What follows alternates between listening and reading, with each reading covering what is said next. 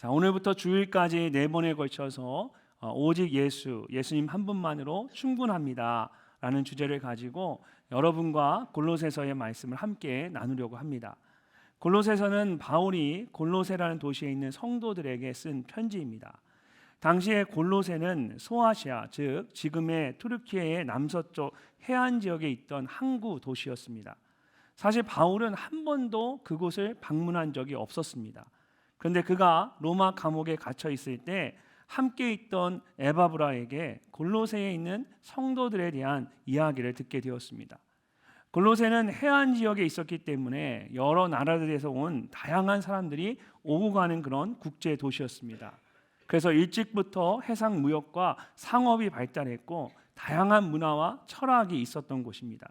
그래서 그런지 에바브라가 그곳에서 성실하게 복음을 전하고 믿음의 공동체인 교회를 세웠음에도 불구하고 그가 떠난 후에 세상의 문화와 철학의 영향을 크게 받게 되었습니다.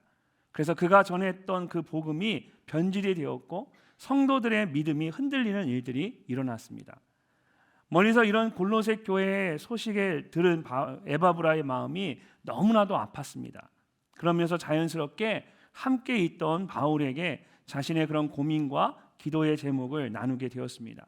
그리고 그것을 들은 바울은 비록 자신이 한 번도 방문한 적은 없었지만 골로새에 있는 성도들에게 편지를 쓰게 된 것입니다.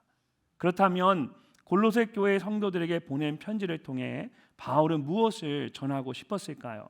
그것은 한마디로 오직 예수님 한 분만으로 충분합니다라는 것이었습니다. 세상에 거짓된 말에 현혹되어서 예수님 외에 뭔가를 더하려고 하는 골로새 교회 성도들에게 예수님 한 분만으로 충분하다라는 것을 가르쳐주기 위해서 쓴 편지가 바로 골로새서입니다. 오늘날 우리에게도 이 골로새 교회의 성도들과 같은 모습이 나타날 때가 있습니다. 예수님을 믿고 구원받았음에도 불구하고 세상의 말을 듣거나 상황을 보면 우리의 믿음에 뭔가를 좀 더해야 할 것 같은 그런 불안함을 느끼게 됩니다. 도덕적으로 더 깨끗한 삶을 살아야 하거나 율법적으로 더 엄격한 삶을 살아야 할 것처럼 생각하는 것입니다. 그러나 사도 바울이 말하고 있는 것처럼 우리에게는 오직 예수님 한 분만으로 충분합니다. 우리가 도덕적으로 깨끗한 삶을 살았거나 율법적으로 엄격한 삶을 살았기 때문에 구원을 받은 것이 아니라 오직 예수님을 믿는 믿음으로 구원을 받았기 때문입니다. 이것은 하나님께서 올 한 해 우리 늘사랑 공동체에 주신 오직 예수만 보이더라 약속의 말씀과도 연결이 됩니다.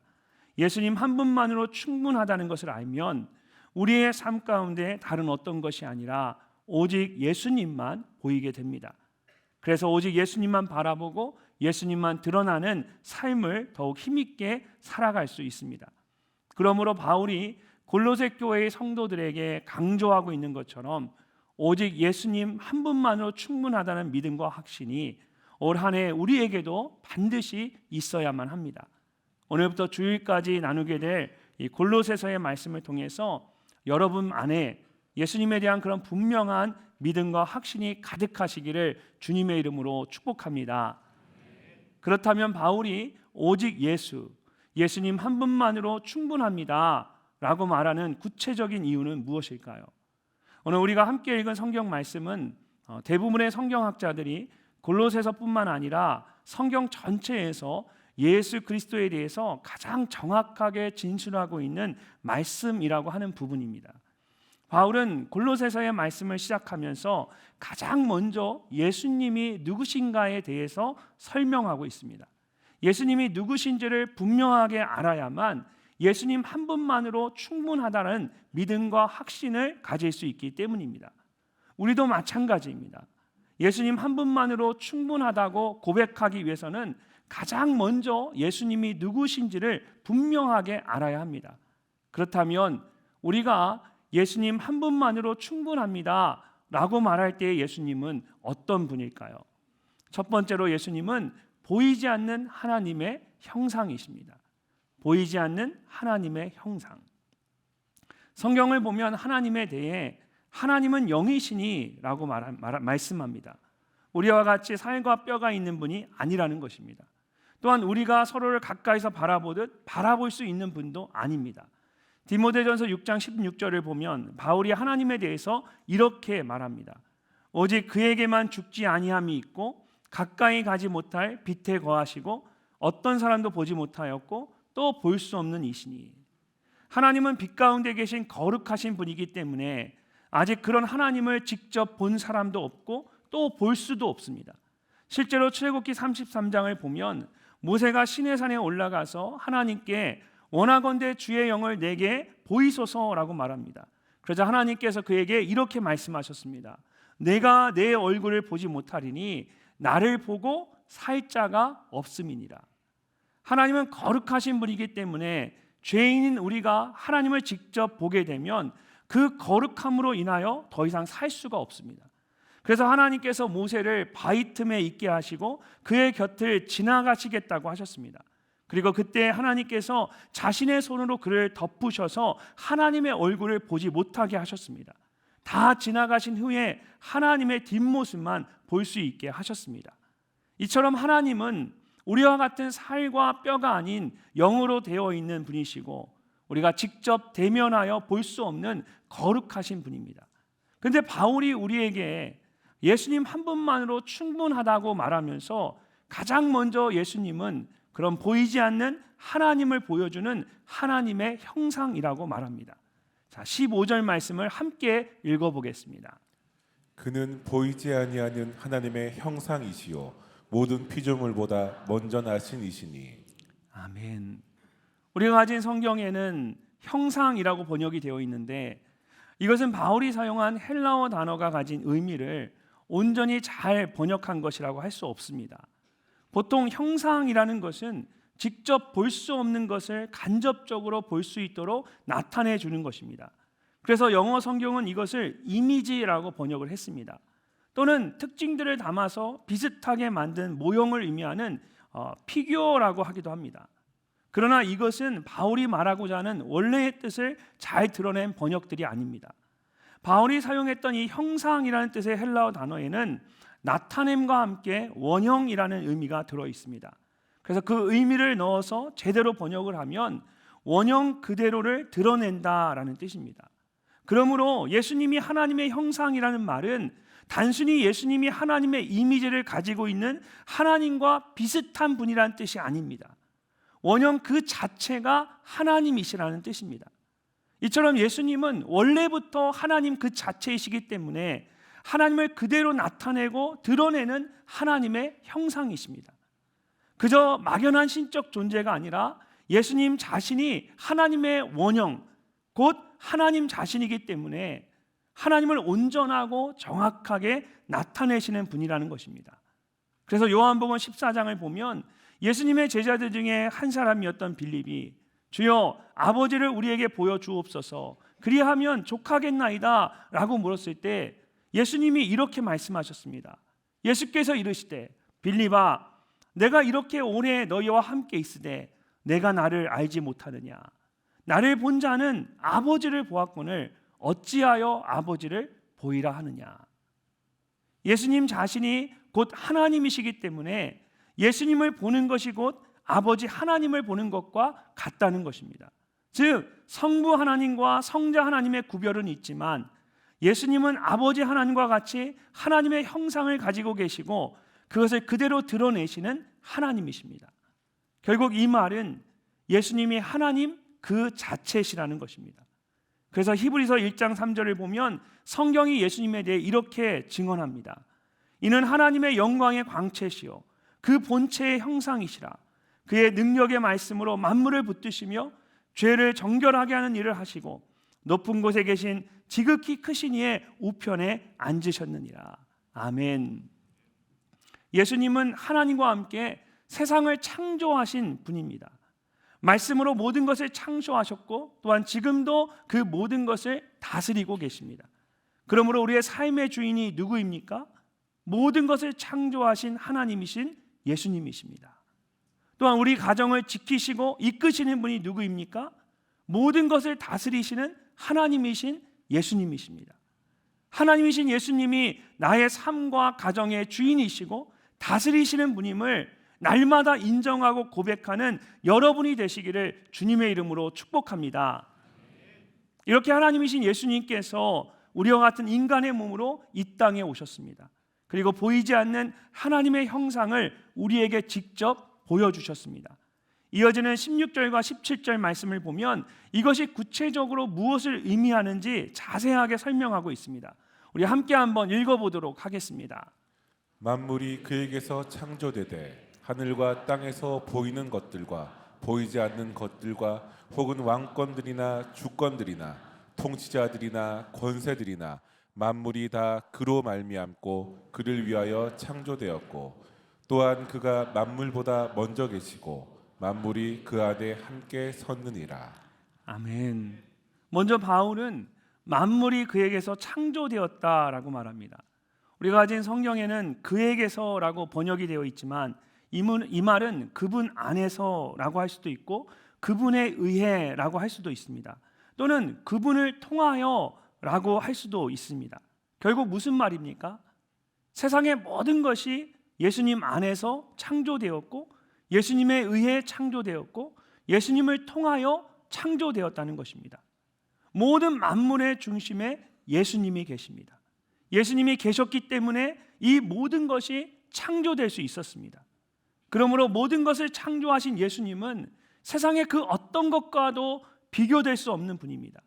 또한 그런 예수님께 뭔가를 더하려고 하는 것은 우리의 어리석은 행동입니다. 오직 예수님 한 분만으로 충분합니다.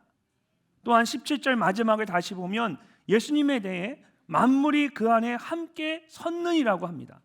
여기서 함께 섰느니라는 말은 hold together, 유지하다, 존속하다라는 뜻입니다. 세상의 모든 것을 창조하신 예수님께서 또한 그 모양과 질서가 깨어지지 않도록 붙들고 계신 겁니다.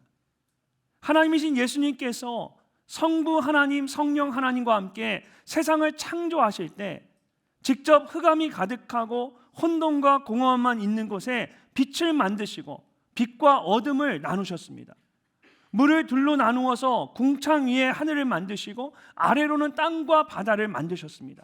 그런 다음에 하늘의 해와 달을 만들어서 낮과 밤을 나누도록 하셨고 땅과 바다에 생물을 만들고 번성하도록 하셨습니다. 그리고 마지막으로 하나님의 형상을 따라 사람을 만들어서 그 모든 것을 다스리도록 하셨습니다. 하나님께서 질서 있게 세상을 나누시고 그 속에 모든 것을 채우신 것입니다. 만약에 하나님께서 세우신 그 질서가 무너진다고 생각해 보십시오. 태양과 지구 둘 사이의 거리가 조금만 더 가까워져도 지구가 뜨거워져서 아무도 살 수 없을 것입니다. 반대로 둘 사이의 거리가 조금만 멀어져도 지구 전체가 점점 더 어두워져서 얼어붙게 될 것입니다. 달과 지구의 거리도 마찬가지입니다. 달이 지구 쪽으로 조금만 더 가까이 오면 바다가 땅에서 물러가고 반대로 달이 조금이라도 더 뒤로 가게 되면 바다가 온 땅을 덮을 수 있습니다.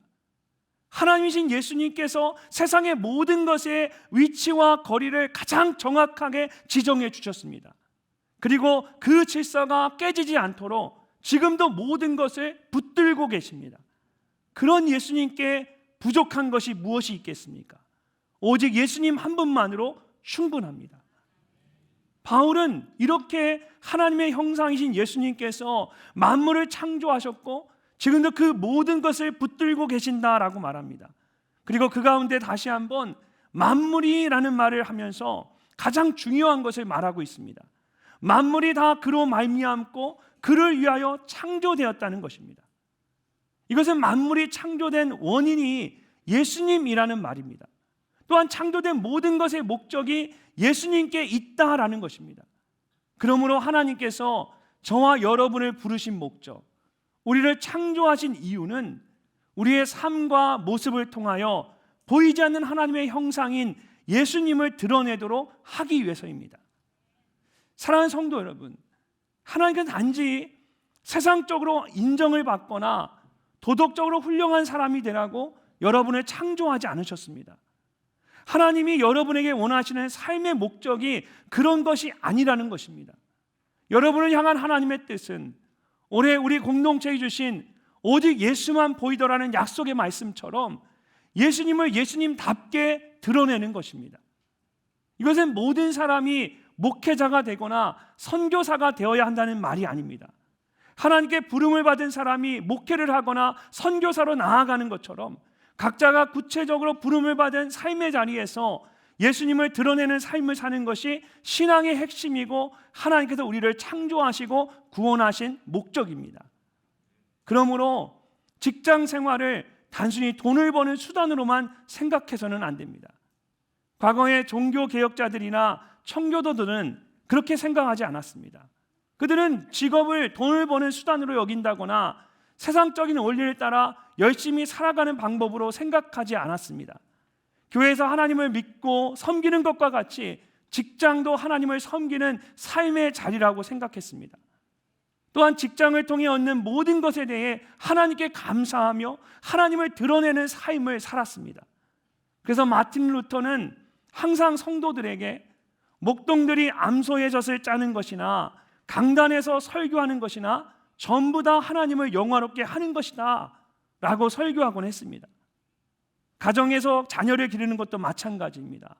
하나님께서 부모에게 자녀를 맡기신 것입니다. 그래서 하나님을 사랑하는 마음으로 최선을 다하여 자녀를 양육하는 것입니다. 자녀를 잘 길러서 다른 사람들에게 인정을 받고 좋은 평가를 듣기 위해서가 아닙니다. 나는 잘 산 것 같다 스스로 만족을 얻기 위해서도 아닙니다. 하나님께서 맡기신 자녀이기 때문에 하나님을 생각하면서 더 사랑하고 더 기쁨으로 감당하는 것입니다. 이처럼 우리의 가정과 삶의 자리는 모두 예수님을 위한 것입니다. 우리를 창조하시고 다스리시는 보이지 않는 하나님의 형상인 예수님을 드러내고 높이고 섬기고 사랑하고 영화롭게 하는 것이 우리 인생의 가장 중요한 목적입니다. 그러므로 우리는 오직 예수님만을 위해 살아야 합니다. 올 한 해 여러분의 삶과 가정이 그렇게 오직 예수님만 드러내는 삶이 되시기를 주님의 이름으로 축복합니다.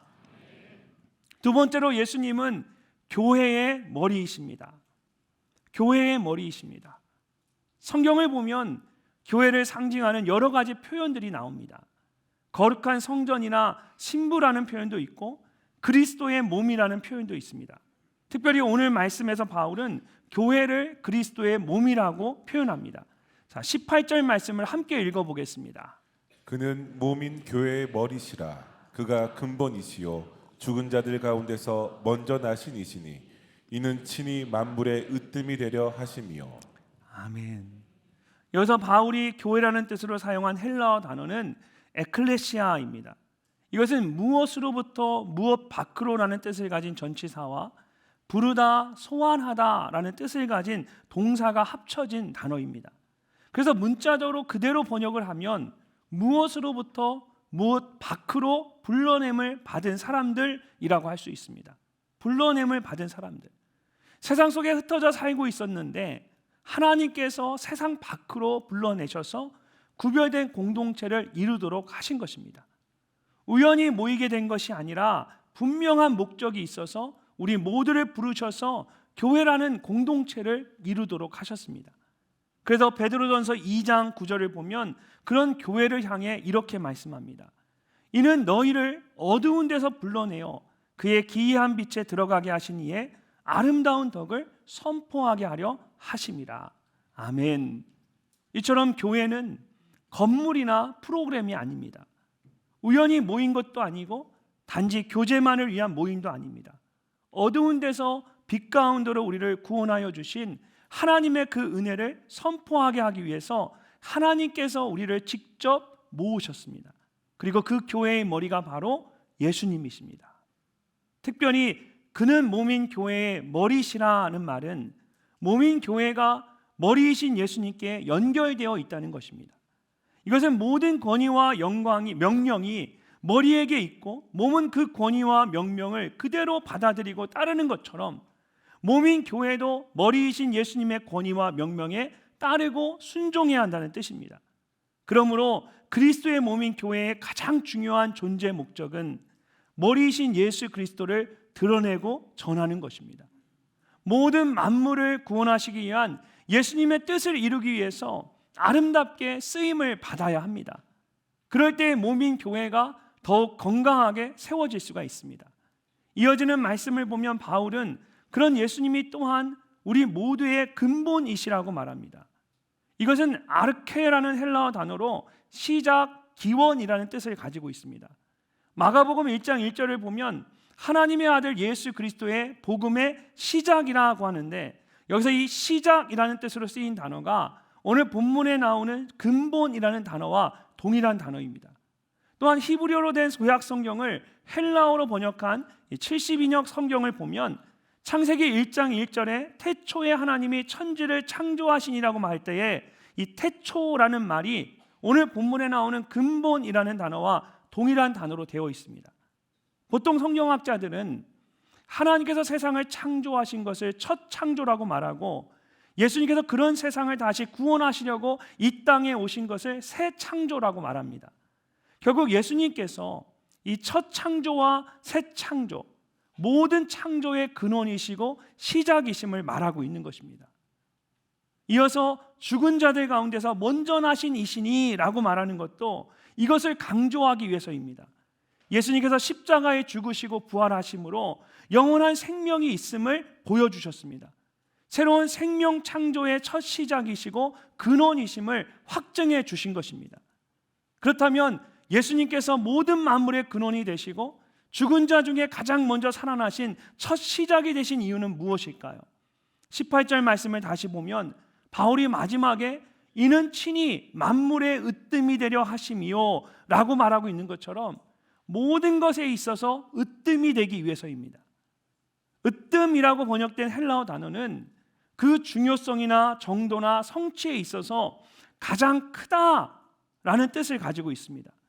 예수님께서 첫 창조와 새 창조를 통해 이루시고 성취하신 모든 것들이 세상에서 가장 큰 일이고, 그런 창조에 있어서 예수님이 가장 중요한 분이라는 것을 말하는 것입니다. 무엇보다 이스라엘 사람들의 문화 안에서 이 먼저 나신 이나 으뜸이라는 말은 가족 안에서 가장 첫 번째인 장자를 의미합니다. 장자는 아버지로부터 모든 것을 물려받게 됩니다. 아버지에게는 모든 것에 대한 권한을 갖는 것입니다. 그러므로 예수님이 먼저 나신 이이시고 만물의 으뜸이시라는 것은 창조된 모든 것의 주인이시고 다스리시는 분이시라는 뜻입니다. 그렇다면 이것이 교회만을 위한 것일까요?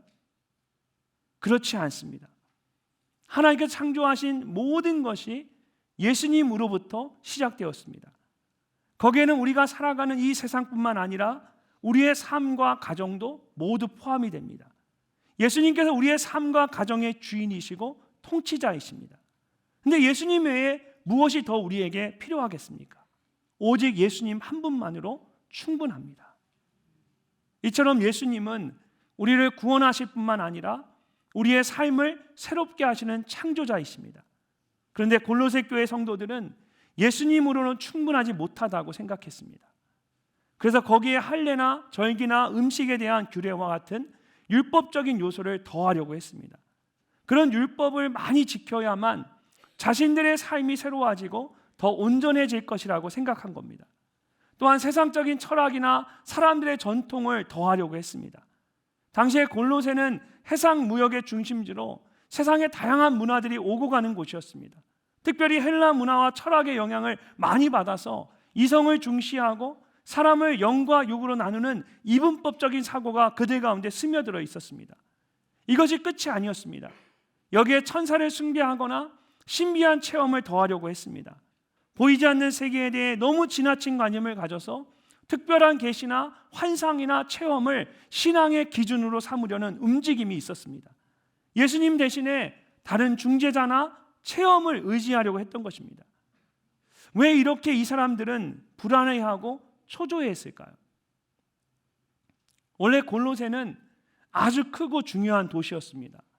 근데 바울 당시의 상황을 보면 가까이에 있는 라오디게와 히에라볼리 도시가 성장을 하면서 그 유명세에 가려져서 예전과 같은 큰 관심을 받지 못하게 된 겁니다.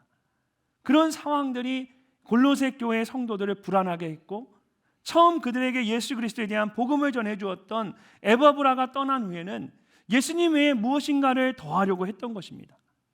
이처럼 골로새 교회의 가장 큰 위기는 예수님을 믿지 않는 것이 아니었습니다. 예수님만으로 충분하지 않다는 인간적인 생각이었습니다. 그렇다면 여러분은 어떻습니까?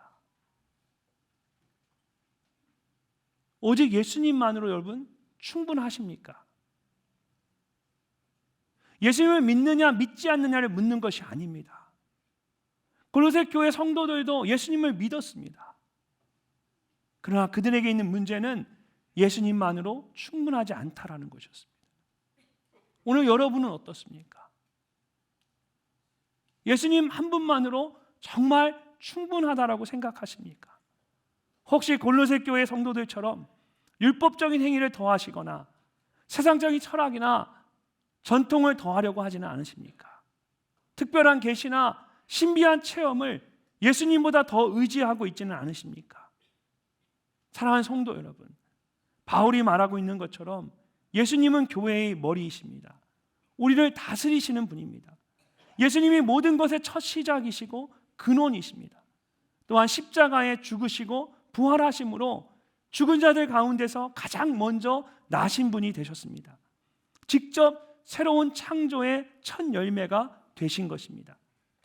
그러므로 예수님의 권위 아래에 있을 때가 가장 행복한 때입니다. 예수님께서 나의 삶과 가정을 다스리시고 그 모든 것의 근원이시며 첫 시작이 되셔야만 합니다. 그럴 때 예수님 안에서 모든 것이 다 새로워질 수가 있습니다. 우리의 삶과 가정 가운데 그리고 우리 공동체 가운데 그런 예수님 말고 무엇이 더 필요하겠습니까? 오직 예수님 한 분만으로 충분합니다. 올 한 해 이 고백이 저와 여러분의 유일한 고백이 되기를 간절히 소망합니다.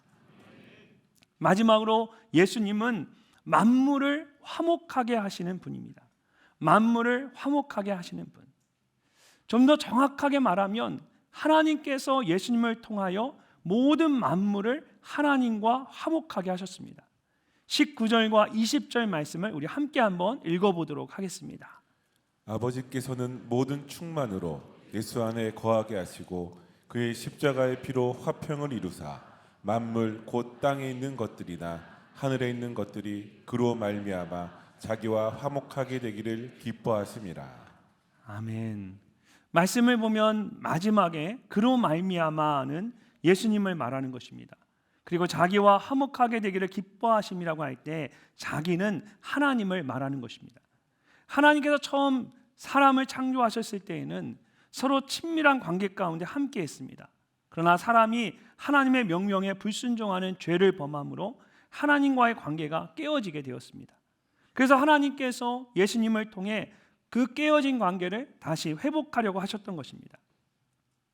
특별히 바울이 화목하게 되기를 이라고 말할 때에 이 화목은 잠시 싸움을 멈추거나 갈등을 덮어주는 정도의 일시적인 화해를 말하는 것이 아닙니다. 바울이 사용한 헬라어 단어에는 완전히 철저히라는 의미가 더해져 있습니다. 이것은 하나님과 처음 맺었던 관계로의 완전한 철저한 회복을 의미하는 것입니다. 또한 예수님 안에서 이루어지는 이 화목은 단순히 하나님과 우리의 관계에서 끝나지 않습니다. 바울이 만물 곧 땅에 있는 것들이나 하늘에 있는 것들이 라고 말하고 있는 것처럼 하나님께서 창조하신 모든 만물애들까지 이르게 됩니다. 땅 위에 있는 식물과 동물, 하늘 위에 있는 새와 달과 해와 별에 이르기까지 세상의 모든 것들이 예수님 안에서 하나님과 화목하게 되었습니다. 온 세상 가운데 그 화목이 이르지 않는 곳이 없습니다. 천지와 만물과 땅에 있는 것과 하늘에 있는 모든 것이 하나님과 화목하게 된 것입니다. 이런 모든 일들이 예수님 안에서 그리고 예수님을 통하여 이루어졌습니다. 근데 어떻게 다른 어떤 것이 더 필요하겠습니까? 오직 예수님 한 분만으로 충분합니다. 그렇다면 어떻게 이런 놀라운 일이 예수님 안에서 이루어질 수 있었을까요? 말씀을 다시 보면 바울은 두 가지를 말합니다. 먼저는 아버지 하나님께서 모든 충만함으로 예수님 안에 거하게 하셨다는 겁니다. 그리고 또 다른 한 가지는 예수님께서 흘리신 십자가의 피로 화평을 이루셨다는 것입니다. 하나님께서는 우리와 화목하게 되기 위해서 모든 충만함으로 예수님 안에 가득 채우셨습니다. 여기서 말하는 충만함은 가득 채운 전체를 뜻합니다. 아주 작은 하나도 빠지지 않은 전체, 즉 빈 공간이 하나도 없도록 가득 채운 전체를 말하는 겁니다. 그러므로 아버지께서 모든 충만으로 예수 안에 거하게 하시고 라는 말은 하나님이신 예수님 안에 모든 충만함이 다 들어있다라는 겁니다. 하나님 대신 성품, 영광, 권능, 존귀 등 하나님으로부터의 모든 것이 하나도 부족하거나 빠짐이 없이 그냥 전체로서 가득 채워져 있는 분이 바로 예수님이십니다. 뿐만 아니라 하나님으로 충만하신 예수님은 사람으로서도 충만하십니다. 죄만 없을 뿐이지 우리와 같이 완전한 사람이십니다. 이처럼 완전한 하나님이시며 동시에 완전한 사람이신 예수님 안에 모든 충만함이 있습니다. 그렇기 때문에 부족함이 있고 한계가 있는 자들을 은혜로 다 받아주셔서 자격 없는 자를 자격 있는 자처럼, 용서받을 수 없는 자를 용서받기에 충분한 자인 것처럼 충만하게 채워주십니다. 그래서 죄가 없다 하시고 구원해 주십니다. 뿐만 아니라 이 땅을 살아가는 모든 필요를 충만하게 채워주십니다. 또한 하나님께서는 예수님의 십자가의 피로 우리의 죄를 깨끗하게 하시고 하나님과 화평을 이루게 하셨습니다. 하나님이신 예수님께서 인간의 몸을 믿고 이 땅에 오셔서 흠없으신 자기 몸을 찢어 속죄의 피를 흘리신 겁니다. 그렇다면 하나님께서 왜 죄가 없으신 예수님으로 하여금 직접 피를 흘리도록 하신 것일까요? 그것은 이 땅에 죄가 들어와서 모든 인류가 사망으로 치닫게 되었기 때문입니다. 그 사망을 막을 수 있는 유일한 방법이 바로 피 흘림이었습니다. 히브리서 9장 22절을 보면 성경이 이렇게 말씀합니다. 율법을 따라 거의 모든 물건이 피로써 정결하게 되나니 피 흘림이 없은즉 죄사함이 없느니라. 구약시대에 수없이 흘려지고 뿌려졌던 양과 송아지의 피는 그때마다 한 가지의 죄에 대해서만 깨끗하게 할 수 있었습니다. 그리고 다시 죄를 지으면 또다시 양과 송아지의 피를 흘려야만 하는 불완전한 제사였습니다. 그러나 하나님이신 예수님께서 십자가에서 뿌리신 피는 달랐습니다. 이 뜻을 따라 예수 그리스도의 몸을 단번에 들이심으로 말미암아 우리가 거룩함을 얻었노라. 이것들을 사하셨은즉 다시 죄를 위하여 제사를 드릴 것이 없느니라. 예수님께서 흘리신 십자가의 피는 단번에 드려진 제사와 같았습니다. 단 한 번에 우리의 죄를 깨끗하게 씻겨주셨고 우리를 거룩하게 하셨습니다. 그래서 예수 그리스도의 십자가의 피로 말미암아 다시는 죄를 위하여 피 흘림의 제사를 드릴 필요가 없게 되었습니다. 여기에 무엇이 더 필요하겠습니까? 오직 예수님 한 분만으로 충분합니다. 혹시 관계의 문제로 인해 힘들어하고 계십니까? 사람들과의 화목한 관계를 다시 회복하기 위해서는 하나님과의 관계를 먼저 회복해야만 합니다. 그리고 그것은 오직 예수님 안에서만 이루어질 수 있습니다. 예수님 안에서 하나님과의 관계가 그 화목한 관계를 회복할 때에 비로소 모든 것과 화목할 수가 있습니다. 사랑하는 성도 여러분, 예수님께서 이 일을 위하여 하나님의 충만함으로 우리 가운데 오셨고 십자가의 피로 우리의 죄를 모두 깨끗하게 하셨습니다. 그러므로 우리에게 가장 중요한 분은 예수님이십니다. 오직 예수님 안에서만 진정한 화목을 누릴 수가 있습니다. 과거에 미국에서 목회를 할 때 이해할 수 없는 갈등으로 힘들었던 적이 있었습니다. 처음에는 답답하고 화도 났습니다. 그러나 그런 인간적인 마음들을 모두 내려놓고 조용히 기도하며 예수님으로 제 마음을 가득 채워봤습니다. 그러자 제 마음이 편안해지면서 자연스럽게 모든 갈등이 해결이 되고 다시 화목하게 될 수 있었습니다. 이처럼 예수님은 우리 모두를 화목하게 하시는 분입니다. 하나님뿐만 아니라 하나님께서 창조하신 모든 만물과 화목하게 하십니다. 그러므로 우리의 삶과 가정 가운데 예수님 외에 다른 어떤 것이 더 필요하겠습니까? 오직 예수님 한 분만으로 충분합니다. 올 한해 예수님 안에서 모든 만물과 화목해 되는 여러분이 되시기를 주님의 이름으로 축복합니다. 오늘 우리가 함께 나눈 말씀은 성경에서 예수님에 대해 가장 잘 드러내는 말씀입니다. 그래서 많은 사람들이 이 말씀을 그리스도의 찬미라고 말합니다. 실제로 초대교회 성도들 가운데 많은 사람들이 이 말씀을 가지고 예수님을 고백하거나 찬양했다고 합니다. 그렇다면 오늘 이 말씀을 통해 여러분의 마음에 새겨진 예수님은 어떤 분이십니까? 말씀을 준비하면서 제 마음에 새겨진 예수님은 모든 것을 창조하시고 다스리시는 하나님이셨습니다. 그래서 예수님이 제 삶의 주인이심을 고백할 수밖에 없었습니다. 그러면서 문득 떠오른 이야기가 있었습니다. 우리가 잘 아는 보물섬이라는 소설을 쓴 로버트 스티븐슨이 쓴 폭풍우에 대한 이야기입니다. 갑자기 불어온 폭풍으로 인해서 배가 암벽 해안에 갇히게 되면서 배 안의 승객들의 생명이 모두 위태롭게 되었습니다. 배가 옴짝달싹 못하자 공포에 질린 승객 한 명이 배가 어떻게 될 것인지 알아보기 위해서 갑판 맨 위에 있는 조타실로 뛰어 올라가 봤습니다. 선장이 두 손으로 배의 키를 조정하는 조타키를 꽉 붙잡고 어떻게 해서든 선체를 돌려보려고 안간힘을 쓰고 있었습니다. 다행히 그의 노력이 헛되지 않아서 뱃머리는 조금씩 바다 쪽으로 향하기 시작했습니다. 선장은 이마에 맺힌 땀을 닦으면서 어깨 너머로 그 승객을 바라보고는 환한 미소를 지어주었습니다.